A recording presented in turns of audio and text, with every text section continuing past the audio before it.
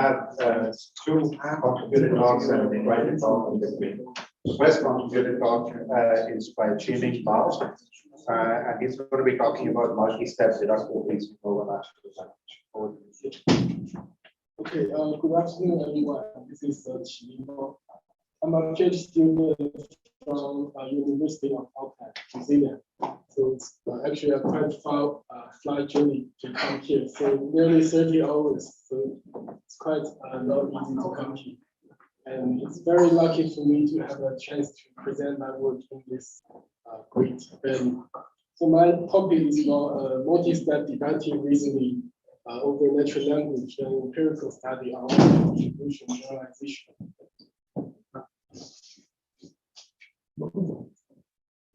Okay, first I'll introduce our labs. Basically, we are from Strong AI Lab and New AI Lab. So Strong AI Lab is led by Professor Michael Whittle. And basically, we're focused on the intersection of machine learning, reasoning, and natural language understanding. And we are also looking at some social and civilization impacts of increasing powerful AI.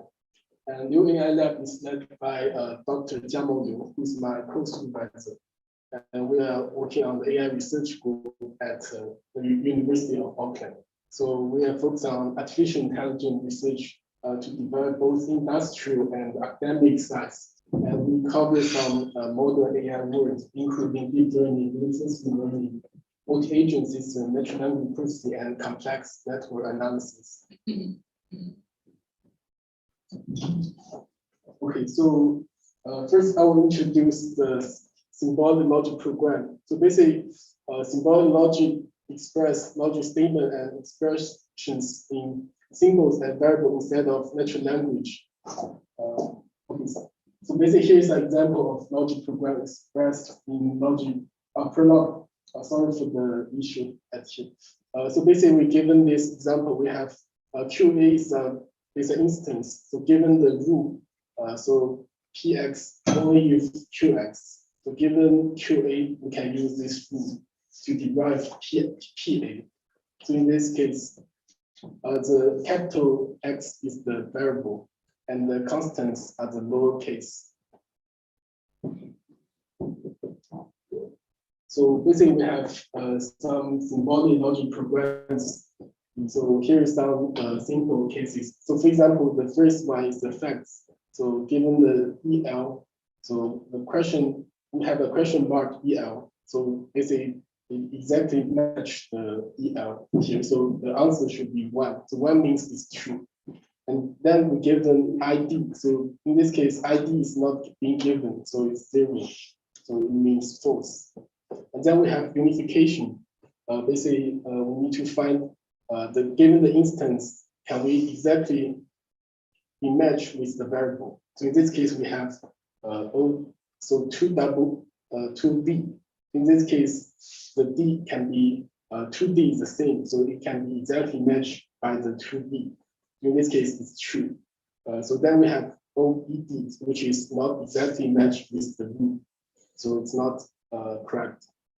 And then we have one-step reasoning. In this case, one step means we have one rule. So in order to derive the answer, the question is being given the PA, so whether PA is true or false. So we can use the fact the QA. So given QA and given this rule, so if QA is valid, then we have PA is valid. In this case, PA is true and PB is false.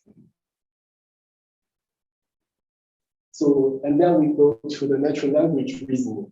So in natural language reasoning, logic statements are expressed in natural language instead of symbols. So basically, it can be seen as a semantic of logic, such as propositional logic and first-order logic. And in natural language processing, we have the diversity and flexibility of natural language, such as polysemy, phrase, paraphrase of sentences. So reasoning obtained. So basically, reasoning means we obtain the unknown information based on the existing information. So basically, we have 3 well-known reasoning: deductive reasoning, inductive reasoning, and abductive reasoning. So basically for deductive reasoning, we given premise and rules to derive the answer, to derive the conclusion, which is the answer. And the inductive reasoning is given the premise and the conclusion to try to derive the rules. So premise can be seen as some facts which has been given. And the abductive reasoning, which is quite famous at recently, which is given rules conclusion, we can derive the premise. It's kind of trying to explain what has been happened. So, and we also have some examples in these two papers. And also the second paper is we published on the ACL funding in this year, which is about abduction reasoning. And we built up a new data set called abduction rule for that. So let's go to the example of natural language reasoning in this paper. So basically this data set is from Peter Clark from Allen AI Institute. And basically it's called the power rule data set. So you can see we first have the input, which contain input facts and input rules. And then we have one question. So one question, and then the answer should be true or false. So you can see basically it's a deductive reasoning paradigm. And let's go to look at the question one. So in order to answer question one, how can we answer this question by given the facts and rules? We can see first we have, so the question asks Bobby's screen. So is it true or false? So Bobby's screen, we can see what information we have. So Bobby's big, Bobby's round. And what else information we have? So big people are rough. And if we want to know Bobby's green, so what can we know? So all rough people are green. So in this case, we find we need to use two rules and one fact to derive Bobby's green in this case. So that means this is a two-step deductive reasoning task. And then we have another question is Bobby's kind. So how do we know Bobby's kind? So let's first look at how to derive a person's kind. So first look at in the fact, there's no kind information for Bob. So we cannot directly know Bobby's kind. And then we know rules. We find there's a rule called if someone is young and wrong, then they are kind. So we can know someone is kind by using this rule. And then we know does Bob is wrong and does Bob is wrong, is young and does Bob is wrong. So we only know Bob is wrong is given. So in this case, we use under the closed word assumption. Basically, closed word assumption means if someone is given, then it's true. If something is not being given, then it's false. In this case, Bob is young is not being given. So Bob is young is false. So that means we cannot use this rule to derive the answer. So Bob is kind is false in this case. And then we look at this next case. So David is blue. So in the same case, so in order to know David is blue, so we first look at the fact. Is there anything about David is blue? So we didn't find David is blue is given in the fact. And then we look at from the input rules, and we found if someone is brown and big, then they are blue. So we look at does David is brown and does David is big, and we only find David is green and David is rough. So we cannot derive the answer that David is blue is true. That means David is blue is false. So let's go to the research gap. So basically the existing model, including deep logic, which is from the Professor Russo team, and other iron-based baseline models have room to improve their reasoning ability over natural language. So basically we found current existing model are not good at out of distribution or generalization. So basically we have three sub-research questions. So when model is trained on the shallow reasoning depths and test on the data with deeper reasoning depths, the model decreased a lot. And also the second one is when model trained on synthetic data set and test on the real world data set, the model decreased, the performance decreased a lot as well. And then when model trained on the unshuffled data and test on the shuffled data, the performance also goes down. So the shuffle means we shuffle the order of facts and rules. We do not shuffle the sentence inside the sentence. We just shuffle the order of fact and rules because we want to avoid the model or use some tricky methods to derive the answer. We want the model to really understand the reasoning from the data set. So that's why we need to shuffle the data. And then we find the state-of-the-art model like Roberta, those pre-trained language model fails on this task. And then we have some other exist multi-step detailed reasoning data set like the parallel rules and concept version 1 and version 2. So all of them have the unbalanced distribution issue. So that means only a small portion of data set require deep reasoning. So basically the depths from depth 2 to depth 5, the data set amount of data sets are quite less.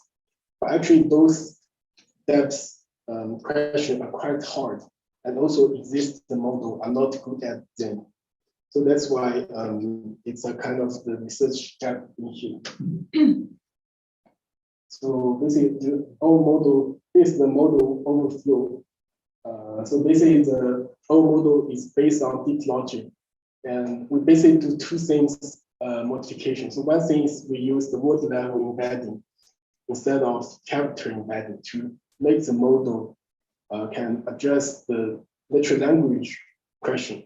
And the second one is we use the gate attention here. So gate attention is first being proposed from the dynamic memory network class. So in this paper, they use this gate attention and then they perform the 100% test accuracy on the baby deductive reasoning task 15. So that's why we try to borrow this module to improve the one-step deductive reasoning performance. And then we can improve the multi-step deductive reasoning performance. So here's the word level embedding. So basically, the input to the network, we have the context and the statement, which is the question. So the basically this input are represented using the growth embedding. And then we basically concat the representation of context and statement and feed them into the gate recurrent unit GRU. And then we do the iteration process, which is from deep logic.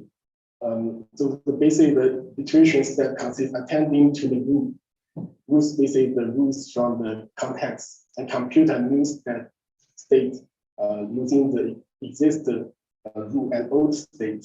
So basically it's deep logic is basically an iterative memory network. So basically we use the iteration at here. So, and then we apply a rule, we use another recurrent neural network called the inner GRU unified to process each rule of the given rule.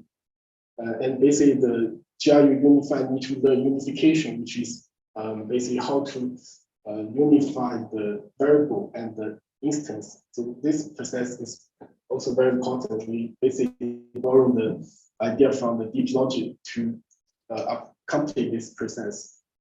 So basically using the GRU unified to unify the variable and constants to interact the current state. Okay, so the data, so here is the description of data attention, which I have been described before. So here's the baseline model that we compare. So we compare some recurrent neural network based model and the pre-trained language based model, which is Roberta large. And the RNN-based model, we have LSTM, dynamic memory network, and memory attention control network. And here's the example for concept rule and concept version 2, which is being created by another PhD student in our lab called the team. Basically, it's can be seen as another version of pair rule, but actually you can see the rule and facts are implicit. It's not explicitly. You can see there's no explicit rule and the fact. The input only have the context. And here's the data set description. So basically, I just analysis the current data set distribution for different depths. So you can see for the parent rule, the depths from depth 2 to depth 5, the amount of data set decrease a lot. And also for concept rule and concept rule version 2. So basically, they miss the depth 4 and depth 5. So that's why we come up the parallel plus, which increase the amount of data from depth 2 to depth 5. And here's a more detailed description for the data set. We consider different entity evolution and the negation and spheling. So I will give you one example for negation and spheling. So basically, negation and spheling is based on the closed word assumption. So you can see the orange one. If someone is not wrong, then they like the cat. So that means if someone is not wrong, is successfully, is validated, then we can know someone like the cat. So the negation for a false, so the negation of a false, it can be true in closed word assumption. So basically, this is the scenario for the negation as failure in our scenario.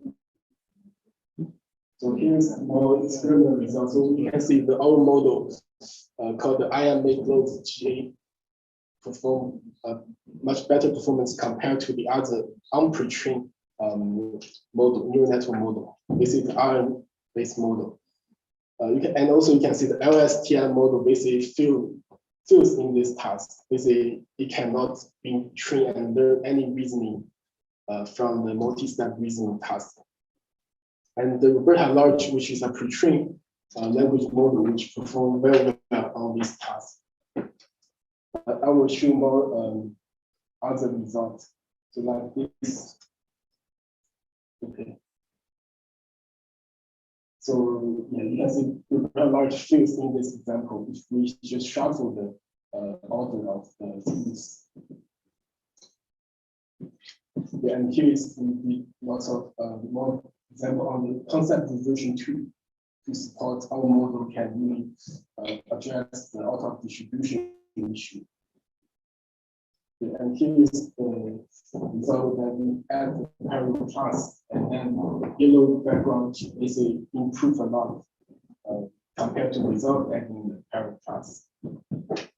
Okay, so this is everything to my talk. Thank you.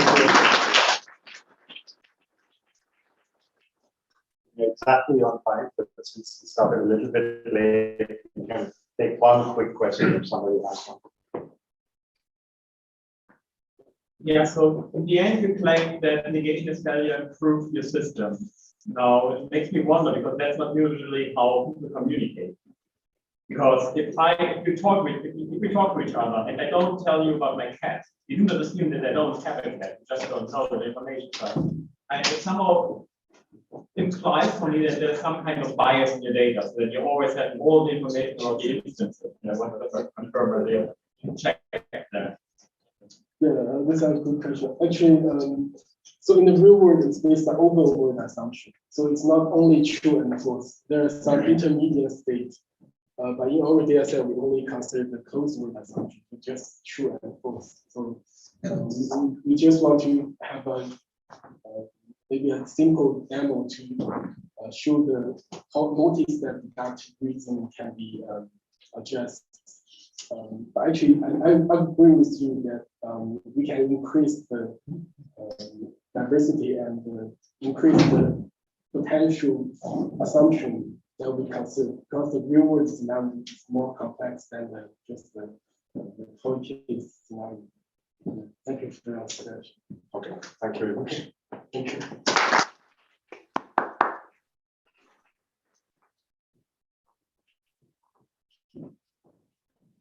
Oh, yeah, sorry. I need to switch the screen. So we have to start this call.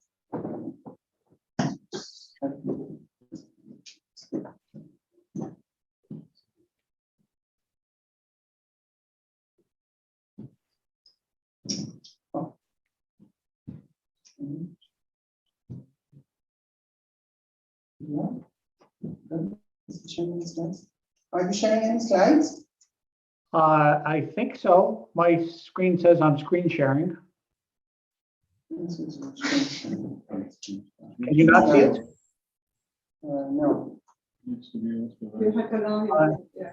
I emailed you. Are you Bridget? I emailed you a PDF. Oh, we see it now. Oh, Are you got it now? Excellent. Yeah, we can see you and we can see your slides. So if you're ready, so this is the first time I've been here as a session chair in person with the speaker remote. So I won't take up too much of his time, except to say that Professor Will Cohen is a principal research scientist at Google. He also has an affiliation at Carnegie Mellon. He's a world-leading expert in information extraction. And today he's going to tell us how knowledge bases are used in the mix to answer users' questions. Over to you, Will. So it's a real pleasure to be here. I'm sorry I can't actually be present in the room today. Yeah, this is a community that I've been following for a very long time.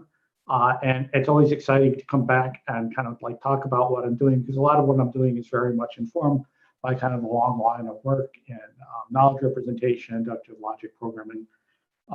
And in fact, what I'm going to do is I'm going to start out with like a quick, very biased review of what's called knowledge-based question answering, kind of going back about 40 years. I'm not going to make a brief argument that that field is kind of stuck. And we need to fix it. And the way we need to fix it is by making sort of a fundamental change in how we think about knowledge representation. So that's basically the thrust of this talk. This is kind of like an opinionated sort of thing. So I'm going to try and leave time for discussion. So let's jump back. So 40 years ago, 1982, I was out of high school, but not by much. So there was this beautiful paper on the system called Chat80, which some people might have remembered or heard about. And what the system was, it wasn't the first system to do it, but it did a really good job answering English questions for these complicated things about geography. So which countries bordering the Mediterranean border Asian countries would be one example, and then it would turn into this sort of prologue rule, and then executed.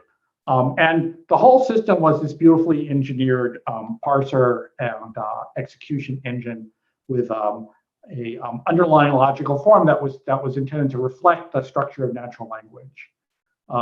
So that was 1982. Jump forward approximately 15 years. There was another series of very nice papers by Ray Mooney and John Zelli on using inductive logic programming to answer exactly the same question. And many of them were actually in the same domain. So GeoQueries is a data set that Ray Mooney and John Zelli put together. There was a data set where a training set of training and test examples where you had a pair where the input was a natural language query, the output was a structured query, again in a well-chosen query language against the database. So this was an example of using machine learning techniques to build this sort of system and eliminate some of the engineering. Jumping forward another few years, so GeoQueries is still used as a test set.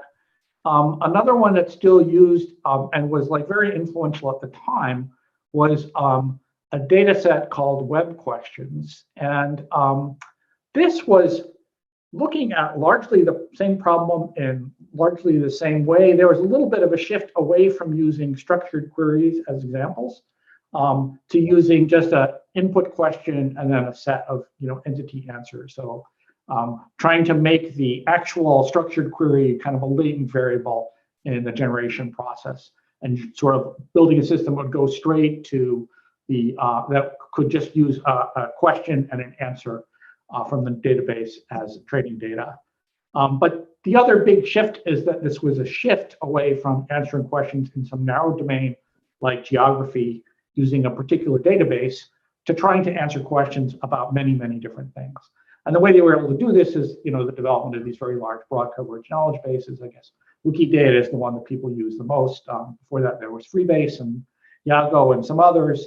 And within Google, there's a construct called the Google Knowledge Graph that sort of has kind of the same role. And of course, one really nice thing about asking questions to a knowledge base is a knowledge base is something that supports logical inference, okay? The knowledge base has a bunch of, primitive atomic components, facts and rules, and you can combine those different ways. And this was kind of demonstrated a few years later, like 5 years later, by another one of Jonathan Brandt's students, where he showed that you could build a system that would also answer very complex more complex compositional questions against the knowledge base. So many of the questions in this, web questions data set were relatively simple from sort of a point of view of the underlying logical structure. And this was taking a step forward to more complex structures, or if you like, a step back to the kind of complex logical structures that were explored back in 1980 with Chat 80, but also trying to do this in a kind of a broad domain general way. So this is like sort of like another step in this journey. And not too much longer after this paper was another very influential paper called Natural Questions. So this introduced another data set, and this was very painfully collected and sanitized by scraping common questions to the Google search engine. So this was done by a bunch of people at Google and released to the public. And one thing that's very interesting about it is if you look at this actual distribution of questions, is that many of the questions that people are asking aren't actually answerable using existing knowledge bases, even very large ones like Wikidata. And here's just a sample of some of the sorts of questions that people ask. I mean, there is an overlap, right? So there are questions and natural questions about geography, like in Chat 80 and GeoQueries. There are questions in NQ about media things like who recorded this album or who played in the show that you can find in a knowledge base. But a lot of the questions are just, things that don't sort of naturally seem to lend themselves to answering with a kind of fixed knowledge base. I'm noticing there's a message here in the chat. Is it possible to turn my microphone volume up? I don't know about that. Let me quickly check my settings here. Sometimes my audio settings are not. Can people hear me better now? Is this better? Yeah. No, so it's not roughly the same as it was before. Oh, I'm sorry to hear that. How about this? But for all the people in the room, it's good enough. I suggest we proceed in the interest of time. Is any better? Yes. Yeah, if you could come closer to the mic, it might be easier. Okay. Yeah, I don't often use this with Zoom. It may be kind of not tuned for this. Okay, so I will try and speak loudly. Okay, so the upshot is that it seems like the questions that people actually care about aren't answered very well using the information in these existing fixed knowledge bases. Okay, and in fact, the best systems for these sorts of data sets are systems that use a retrieve and read approach. So they basically are natural language processing systems and information retrievals. They retrieve documents from a big corpus, say Wikipedia. Then they take some of those documents and they use a neural model to read the retrieved documents and output an answer. So interestingly, these same systems are also pretty good at answering questions like web questions, so things that are aimed at knowledge-based question answering. There's also a kind of like new kid on the block over the last couple of years. So very, very large language models like GPT-3 and PaLM can often produce an answer just sort of intrinsically from their parameters. So if you ask GPT-3 a question and you prompt it with a few question answer pairs, it will also often give you a correct answer, even for these things like, you know, when are hops added to the brewing process. So they don't perform as well as systems that do this retrieval-based natural language processing approach, but they're getting better. So the research question I like to pose is, supposing we really care about having a knowledge base, we want to have something that's modular and compositional that can be used to answer questions.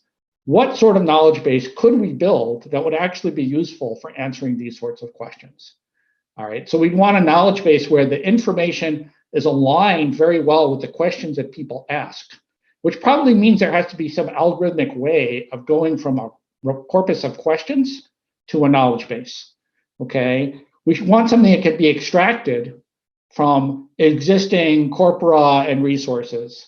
So the things that we're using in this rest of the talk is using big corpora like Wikipedia, using modern question generation techniques to expand our population of questions that we think are interesting.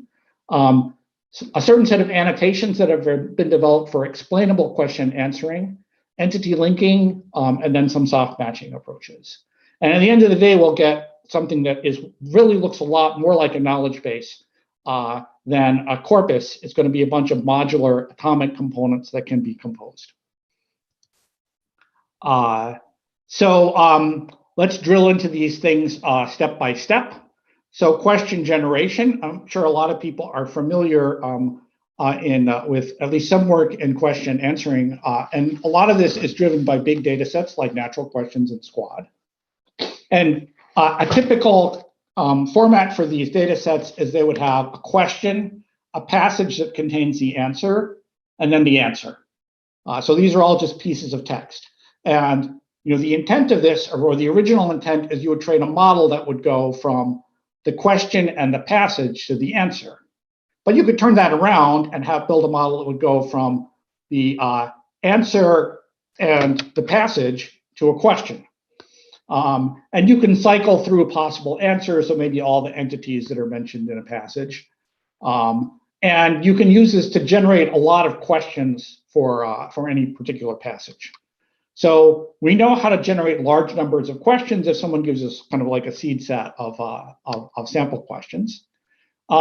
There's also been some interesting work on adding additional annotations to these data sets. So for example, there was a project called QED a couple of years back at Google, where some colleagues of mine proposed this annotation scheme. So we have our question, we have our answer, which also appears somewhere in the passage, okay? And we have the passage. What we're going to do is we're going to add a little bit of extra information, which, you know, in the terminology of this project, what you were essentially doing was you were trying to find a single sentence that entails the answer, and you're also trying to find some equalities, which are kind of like a unification between the passage and the question. So there are these references. So the string, the film Howl's Moving Castle in purple in the question, and the corresponding string, which is implicitly a film in the passage, are clearly intended to be co-referent here. And that's the reason why that passage gives you the answer. It's part of that reason is the co-reference. So we also can do this, and we can say, well, let's suppose that we take that entity in the question and replace it with something else. That gives us a general version of the question, which is a little bit like a relation. So these referential equalities are very similar to a knowledge base. So here, this is almost exactly isomorphic to a knowledge base trifle, where we have a film-writer relationship and free-base terminology, okay? And it's between, you know, the Howl's Moving Castle, the film entity, right, and this author entity, okay? So So this is one of the key, this is a key idea. Now, what I'm going to do is I'm going to propose to take these things and put them together and construct basically a knowledge base of question explanations, which we call QEDB. So the basic idea is we're going to generate questions and answers from a passage, okay? And we're going to take those things and we're going to use the explainable question answering annotations. As seeds, we'll learn a model that will do this sort of alignment, so that the alignment here is indicated by the colors, okay? So this question answer construct is what corresponds to a knowledge base component.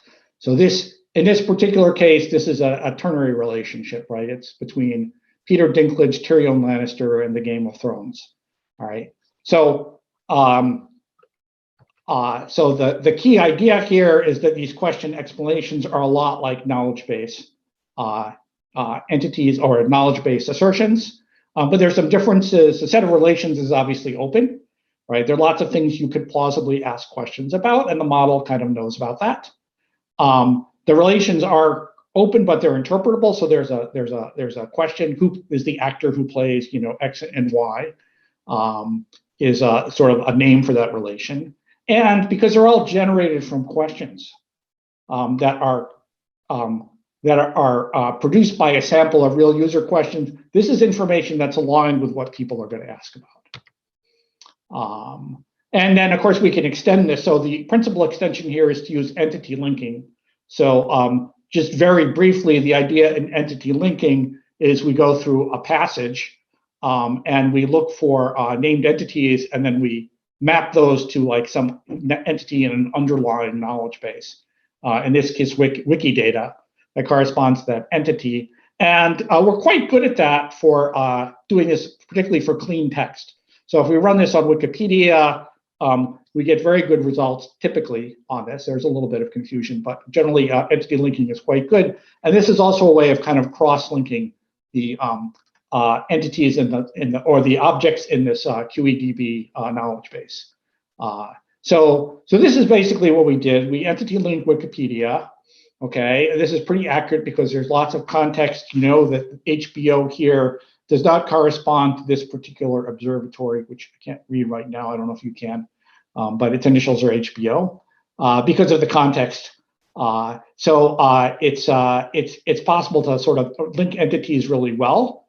We're exploiting an existing data set of like 60 million pre-generated questions from a Facebook project, and we're using annotators that are trained on QEDB.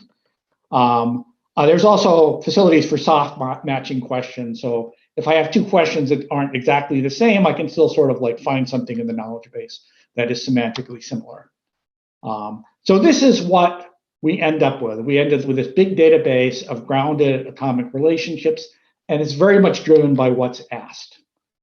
So let me kind of quickly go through what the claims I'd like to make about this. So one is that these are modular components and you can combine them. So at the bottom here, I've got in a particular format questions from this well-known data set called Hotpot QA, which are multi-hop questions. So the original question here below the line would be, when was the creator of the Rocky Horror Show born? And you could break it down into these two questions where you've got an answer here and an answer there. So we can do the same thing with our database of generated questions. We come up again with these chains through the QEDB, which correspond to multi-hop questions. If you eyeball these things, they don't look totally different. So we have sort of the same properties. If we look at the individual components, so these individual relation pairs, this is sort of like a quick visualization of some of these. And there's one error in this list of, I guess, about 30, and that's about typical. So there's a slight error. Jerry Garcia, the singer for the Grateful Dead, may his memory be a blessing, is not related in any way to Roseanne, the TV show character, except that her child was named after him. So that's sort of a little point of confusion for the entity linking. So this is an indication of like what the accuracy of the underlying components are. And now finally to give you some experimental support for these claims. So to see how well aligned this was with user questions, what we did is we took a series of different knowledge-based question answering benchmarks, ranging from very hard for a KBQA system to very easy. So natural questions, I've got results on the next slide. Trivia QA is another widely studied set. It's a bunch of entity-related trivia questions. So entities work as answers almost all the time. And then there's web questions, and I'm actually looking at 2 restricted versions of this. Web questions SP, there is a semantic parse.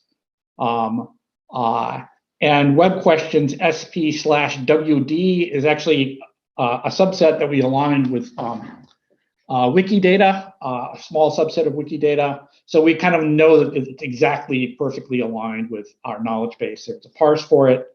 It's in the database. We should be able to answer it. And then we're looking at here at a couple of different systems. So FILM is an earlier system that we wrote, which is a competitive knowledge-based QA system. It's based on a BERT language model with a memory that contains a knowledge base. And it's better in this sort of ideal case, and it kind of crosses over around here. And it's much worse on Trivia QA than our system, which has a similar sort of architecture, but is based on question-based knowledge answering over the QEDB. This is, I think, evidence that for a lot of the more natural questions, you're going to get better performance here. And then taking things one step further to knowledge, natural questions. So that's this column right here. Sorry, there's a lot of stuff in this particular slide. And I want to leave some time for discussion, so I'm going to go through this pretty quickly. So these are the results for our best model. The one on the very bottom is like a large T5 model. The blue ones above it are not particularly relevant. It's another very similar model from Facebook, which I could talk more about the differences. So these are various sorts of methods that are either closed book question answering, so they basically just use the parameters of the model, or are using some sort of memory.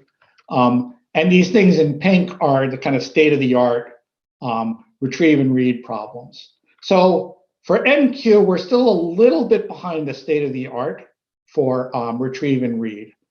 Okay, we're not quite as good as that, and largely that's because there's some questions that we still don't know quite how to generate. So we're missing recall in our question generation phase. But these are very competitive, and in fact, they're much better than approaches that try and do this in a knowledge-based question answering kind of way.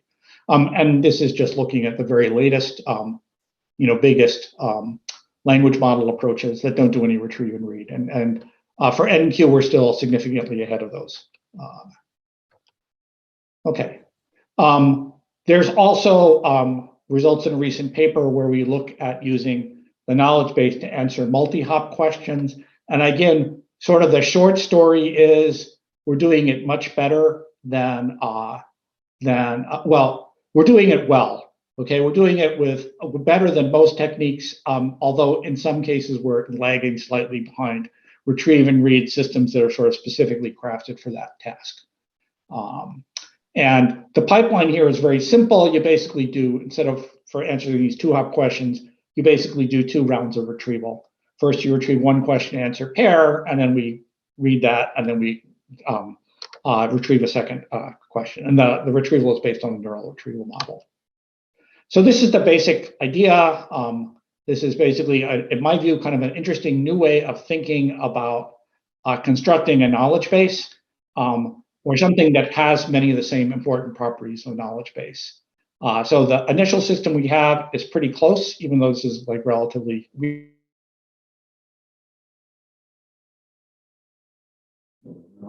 recent. And that uses a knowledge base as a backend. And now after talking about question answering for 25 minutes, I will go ahead and stop and actually do some question answering if people in the audience have things they'd like to ask me. And I'll try and speak up. Yeah, thank you very much. Yes, so we have about 5 minutes for Q&A. So if the audience have questions, either speak up or come here, so that it's easier.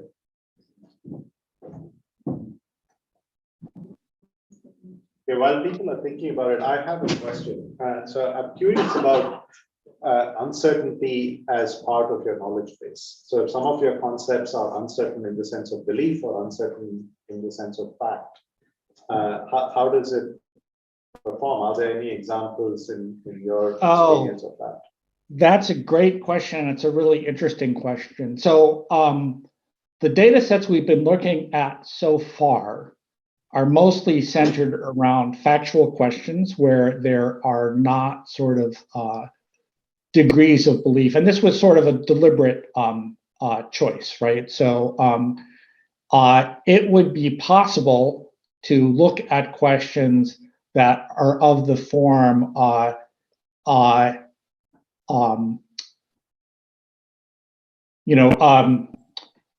do we believe that red meat increases the cost of increases the probability of getting cancer, right? Or what's the evidence that red meat increases the probability of cancer? So you can imagine asking questions where the form of the underlying knowledge base is basically about statements of belief. Right, and there's a lot of interesting work, in NLP. So Jan Wiebe, for example, I think is kind of like best known for formulating this like annotation scheme for subjective judgments. I mean, there's also a lot of interesting work. So if you ask a question like, "Is the Earth flat?" you'll get arguments on both sides, and some of them are from better sources than others. And we haven't really been considering that to this point. I think it's all possible to do within this framework. But that's all kind of like future work. Very, very briefly, there was a slide at the end specifically about multi-hop, and I was just wondering if you could elaborate a bit on why you feel it's so difficult, multi-hop reasoning in some of these systems. Oh, well, I mean, there are a number of reasons why it's difficult. So in single hop reasoning, there's basically one retrieval step. Okay. In multi-hop reasoning, there are many retrieval steps. Okay. And in single hop reasoning, we have a lot of data set that tells you exactly how you should retrieve, which documents are relevant or which ones are not. Or if we don't have that information precisely, we have some sort of pretty good signal as to which things are relevant. So we get maybe these things are definitely relevant, these are the ones we don't know about. So there's training data for doing that retrieval step explicitly. When you get to two-hop things even, that's much, much harder to do. So you have a learning task where there's an important intermediate step that is latent, right? So here, this doesn't work except you have to do like a little bit of search. So when I say you have to retrieve a question answer pair for the first hop, you actually retrieve multiple question answer pairs. And then you have to like do a little bit of search to find out what chain is actually going to work. And, so Wenhu Chen, who did a lot of this work, and it was like a very important technical contributor to all this work, came up with some clever techniques to get some sort of proxy data that was good enough to kind of bootstrap a system. But I think it's basically that we don't have the same kind of clear signals as to what path to take through the knowledge base. So that's a difficult problem. Thank you, and thanks for the talk. So there's time for just one more question. Thanks, William. I just have a question about multilingual generalization. Most of these data sets are in English. So what do you think are the challenges when it comes to multilingual data sets, if they exist? Oh, yeah, that's a great question as well. So we are thinking about multilingual data sets. So one thing that I didn't mention is that our question matcher that we used is actually a multilingual question matcher. So if you ask a question in, I don't know, French or Tamil or Japanese or something like that, you may be able to find another question, which will give you an answer. Of course, the support for the answer is in English, so that's not ideal. There's way less supervised data in other languages. So even things like question generation are much more challenging when you go to other languages. Yeah, I don't know if this would be the right approach in situations where you don't have as much data. It very much relies on having a large representative set of questions to kind of drive the whole process. On the other hand, I'm not really sure how else you could do question answering in multilingual settings. I mean, you could do something like closed book QA, but the performance of that is also not great in different languages. So it's a good question. Thank you very much. In the interest of time, we should move on to the next one. So I'd like to thank you again for a wonderful Okay. talk. And thank you for all your attention and for hosting me.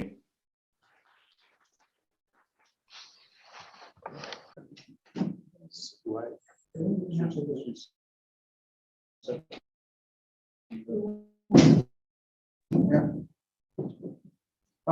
I think something. Yeah. You know, something behind. Well,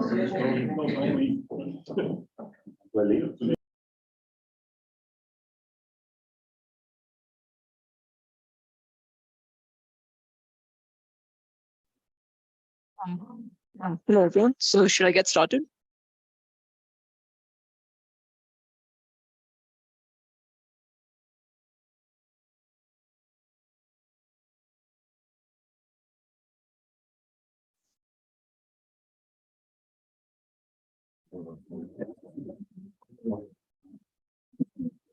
Hi, Yatov, can you hear me? Yeah, hi. 1 minute.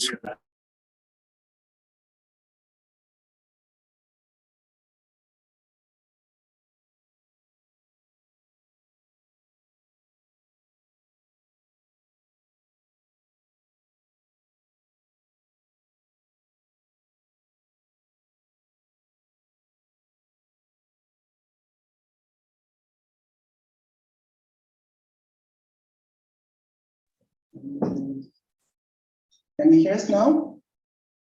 Yeah, I can hear you. And we can hear you. So you're good to go. I think you can try sharing your slides. Yeah. That's great. All right, it's visible. Yeah, we'll go. All right, I'll get started. Yeah, thanks.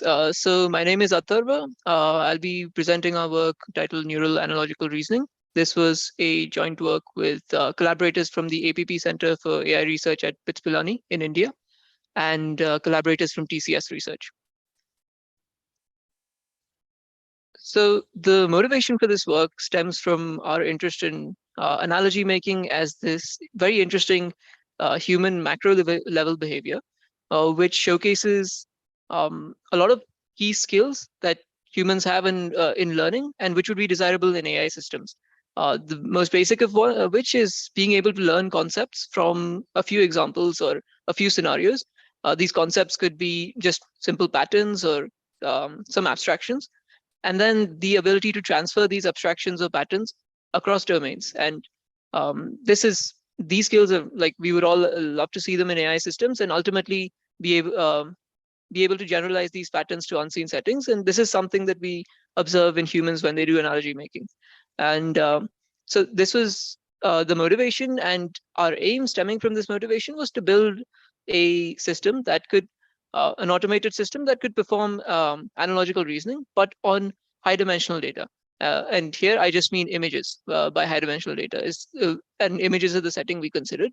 And the analogies we considered were the most basic form to begin with, and of the form that you can see on the right, where you have an example of examples of some mapping, you have some query, and you want to be able to find the analogous output to that query by ideally applying the discovered mapping to the query. So we came up with the task, the most basic version of analogical reasoning, or some might call it a few shot learning task, which over in the image setting, on top of which we could build a sort of analogical reason and build and evaluate an analogical reasoning system. And the task in more detail is, as you can see here, given some examples of an input image and an output image.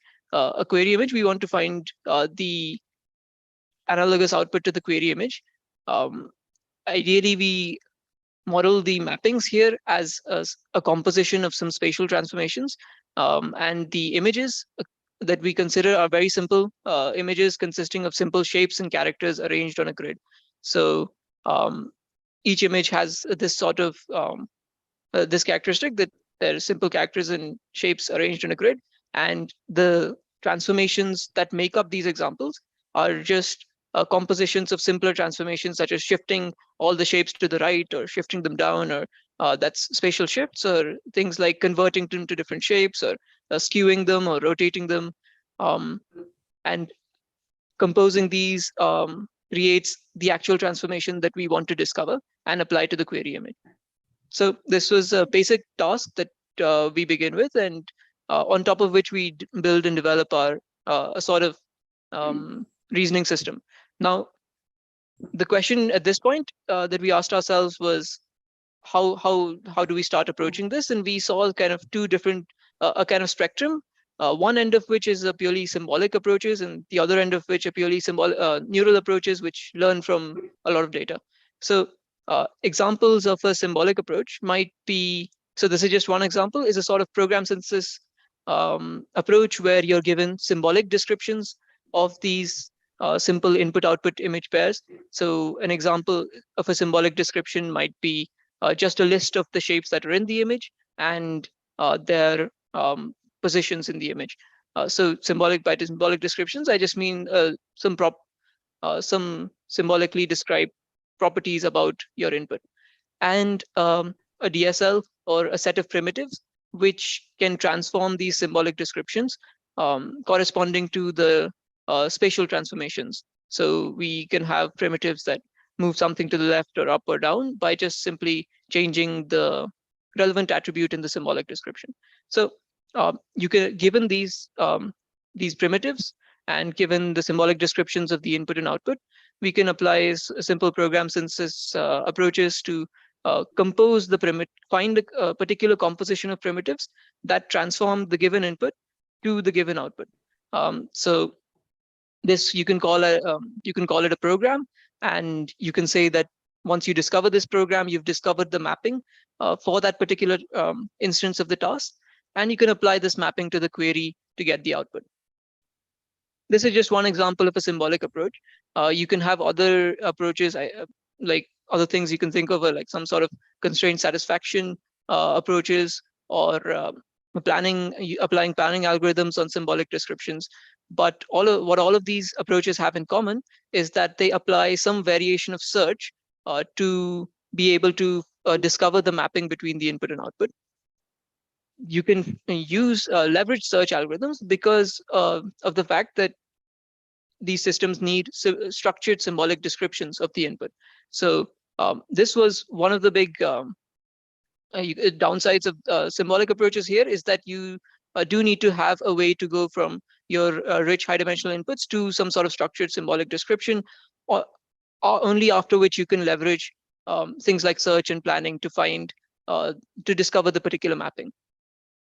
The upside of this, however, is that you can have this is a very modular approach. You can have a set of primitives which you're composing, which means that you can reuse the program that you have on multiple queries. You can it's interpretable in the sense that you can inspect the program that you have, and also you don't need to know all of the possible end transformations. So you don't need to you only need to be give a base set of primitives which entail all the space of compositions by which you can derive by composing those primitives. So these are some desirable aspects of these symbolic approaches, but the fact that but the big downside here is that, again, you need structured symbolic descriptions. And also, while these primitives are useful in being you only need to give a few primitives which entail all the space of compositions. These primitives need to be defined beforehand. So someone will have to write a function which converts the symbolic description in a way. So for example, something to shift left, you need to write a function to shift things to the left. So this has to be handcrafted. So we look at the other end of the spectrum, which are neural approaches.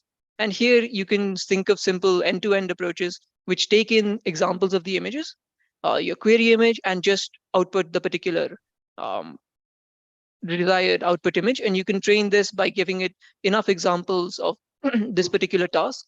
And there are various approaches that exist in the domain of meta learning and few-shot learning, which do devise different sorts of architectures so that you can form these sorts of few-shot learning tasks. The great thing here is that you can, if given enough data, these neural network architectures can understand images in some sense, and they can also work on those images directly without having to, without needing any intermediate interpretation. The downside is that these are all end-to-end approaches in which you pass in whatever you have and you get whatever examples you have in the query you have, and you get the output in one go, like in the sense that you only apply these neural networks to the input one or a finite number of times to get your output, which means that they are limited in the amount of composition they can do. You are in these sorts of approaches, you're hoping that the depth of your neural network will be enough to be able to represent that particular composition that is required to transform the given inputs to the output. So they can't express arbitrary compositions, but because if we have enough data, they can learn features and learn learn representations that are useful. So our approach, we had a few objectives which were trying to bridge the gap between these two kind of ends. One, the things we want our approach to do was to be able to process high-dimensional inputs, in this case, images. We wanted our approach to learn from data instead of having to handcraft everything. So given examples of, say, an image and an image shifted to the left, or input-output examples for any primitive, we wanted to learn those primitives instead of handcrafting them. And finally, despite these things which number 1 and 2, like neural networks, can do, we want our approach to be able to reason compositionally by constructing explicit compositions of primitives rather than just having an end-to-end pass which gives us the answer. And this is there for the reasons I mentioned, in that we can actually interpret the programs that are made. We can create arbitrary compositions which are not limited by the depth of the neural network. And it also means that you can always add on primitives later on in the system. So you have your system running for a while, you discover something, a new sort of primitive, which might be helpful to the system, and you can add it. And that can also be incorporated into the composition making framework. And at a high level, this is what our system looks like. And it's a combination of the two approaches that I talked about before, in which instead of having, in which we have a neural library. So instead of having an explicit set of predefined handcrafted primitive, we have a set of neural networks which can do the same thing that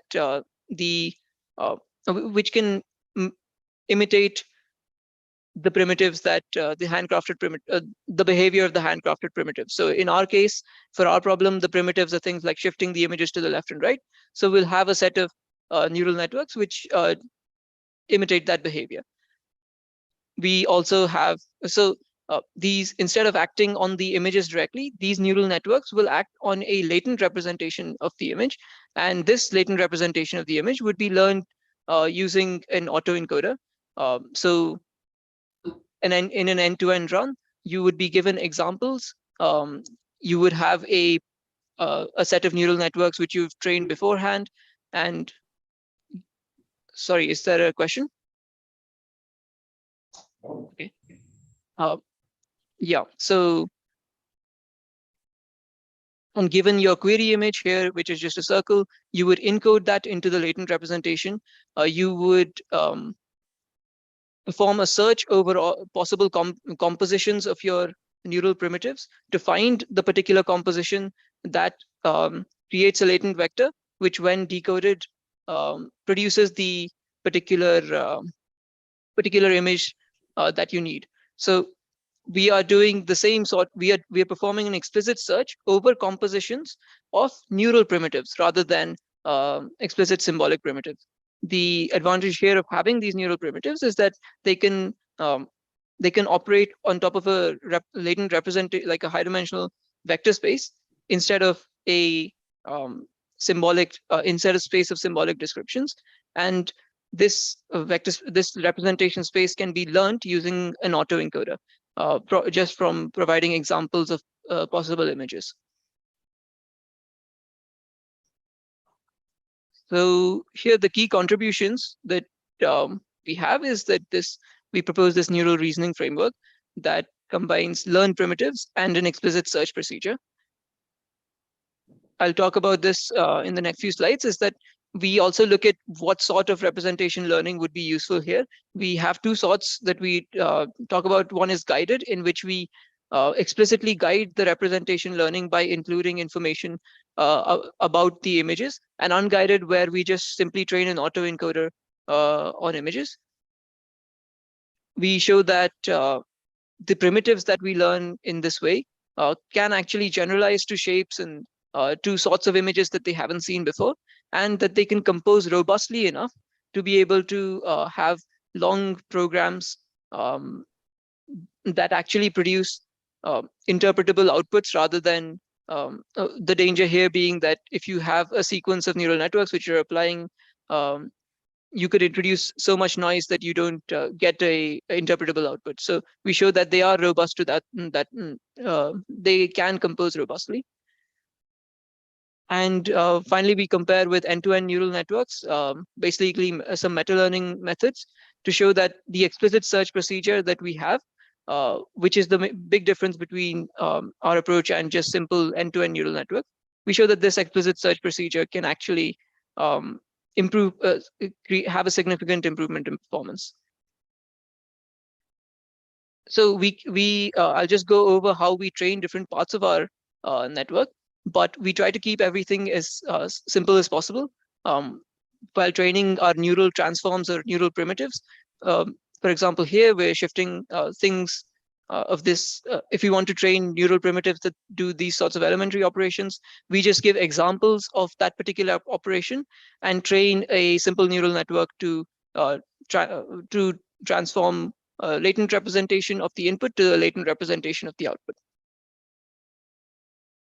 Similarly, for the representation space, we have a guided representation space in which we explicitly train the latent vector to also be able to decode to a symbolic description of the input. So here, if we have a triangle in the top left, then we also train this representation to be able to extract that information from the image. So this requires an additional step of annotating the images with symbolic descriptions, but it means that the latent representation is much more structured.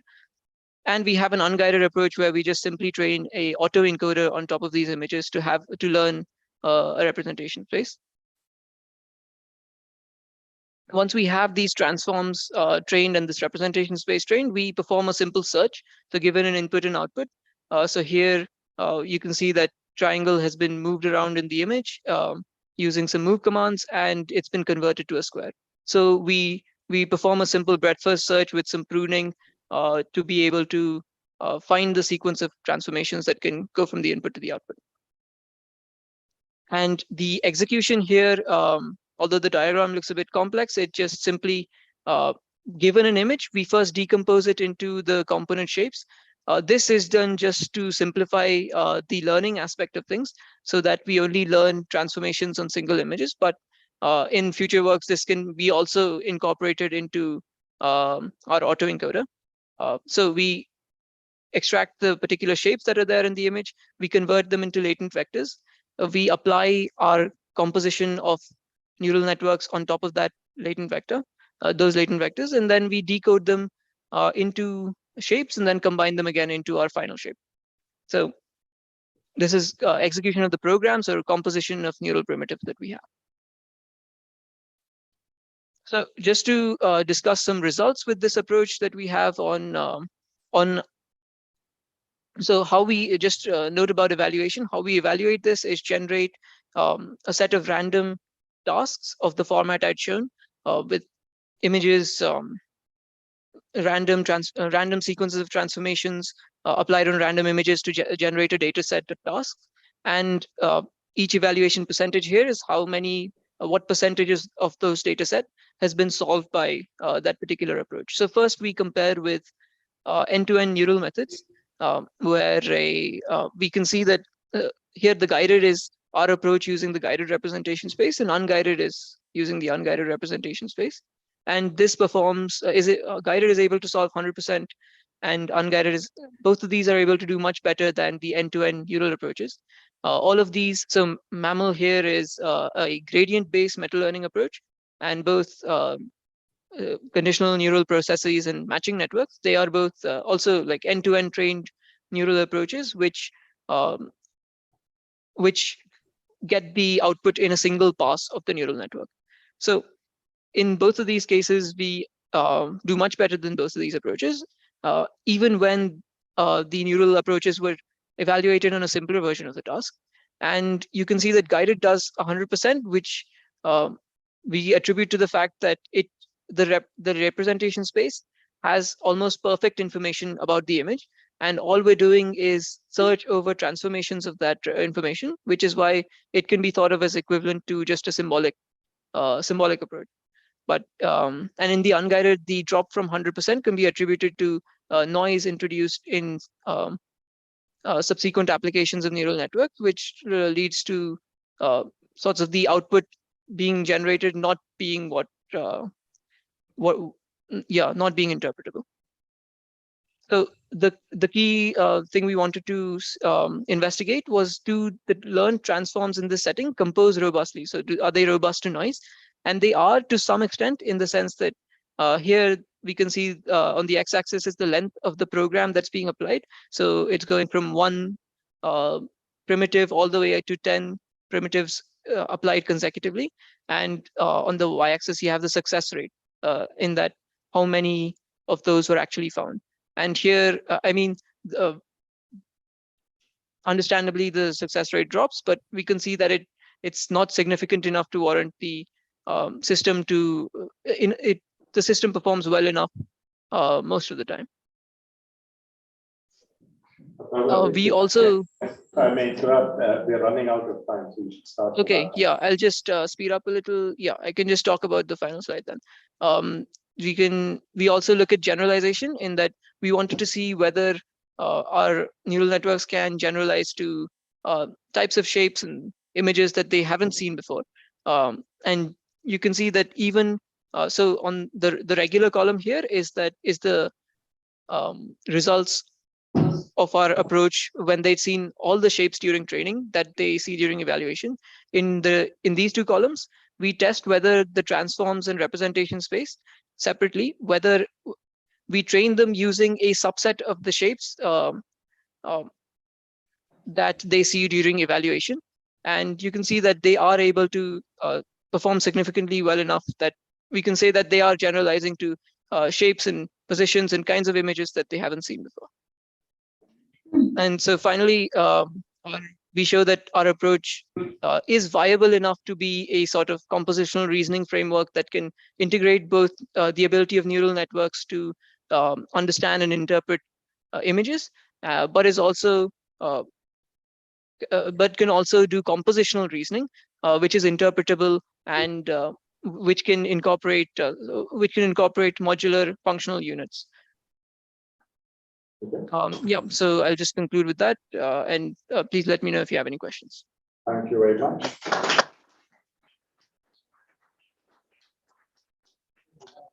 Just one burning quick question. Okay, if there are none, let's thank the speaker again. Thank you very much. Thank you.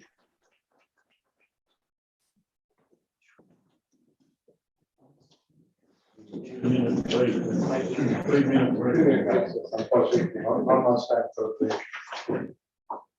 Oh, yeah,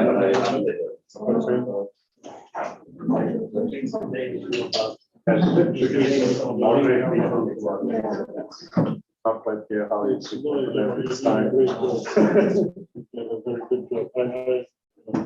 I really struggled yesterday with all the different options. Yeah. Switching from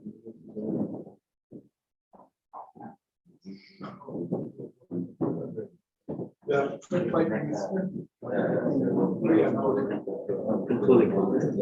Yeah. I think, that So we just need an integrated one system. we need a robotic system. Almost always the answer is just, you don't need 5 programs, you need 1.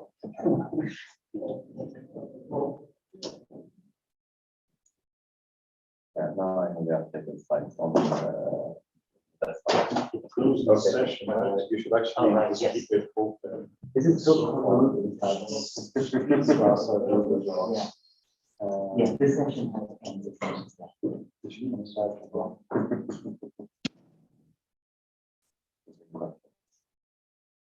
Most important was.